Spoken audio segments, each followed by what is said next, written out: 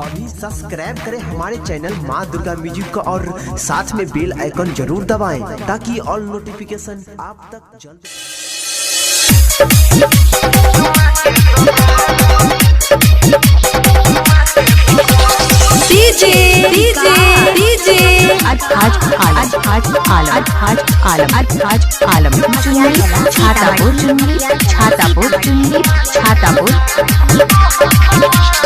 गजब के छियै हमारा गाल रे रस सब भरल उठला लाल रे। गजब के छियै हमारा गाल रे रस सब भरल उठला लाल रे। सब छौरा के मारै छियै हम जान, सब छौरा के मारै छियै हम जान। खोल ले गे छौड़ी चुम्मा के दुकान, लेवे खातिर अइबौगे जान सुबह शाम। खोल ले गे छौड़ी चुम्मा के दुकान, चुम्मा के दुकान, लेवे खातिर अइबौगे जान सुबह शाम। खोल ले गे छौड़ी तो अपन दुकान है गई अपन दुकान, रोजे रोजे लेबो जान तोहर सामान।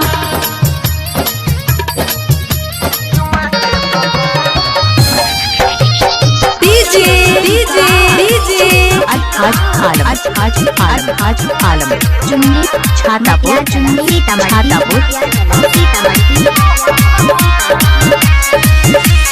पर नहीं जवानी तो खर्चा, जल्दी छपा ले तू पर्चा।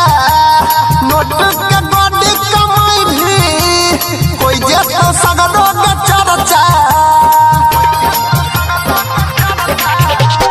सबके न लगे सटेबै, सबके न चुमा देबै, जेकरा पर मन हेतै रे ओकरे पर पूरा लुटेबै। कथिला होइ छही तू परेशान, कथिला होइ छही तू परेशान। खोल ले गे छौड़ी चुम्मा के दुकान, लेवे खातिर अइबौगे जान सुबह शाम। खोल ले गे छौड़ी चुम्मा के दुकान, चुम्मा के दुकान, लेवे खातिर अइबौगे जान सुबह शाम।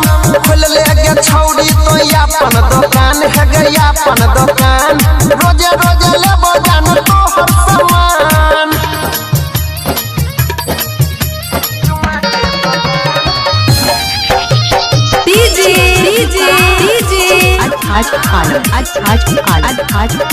चुन्नी छातापुर सीतामढ़ी।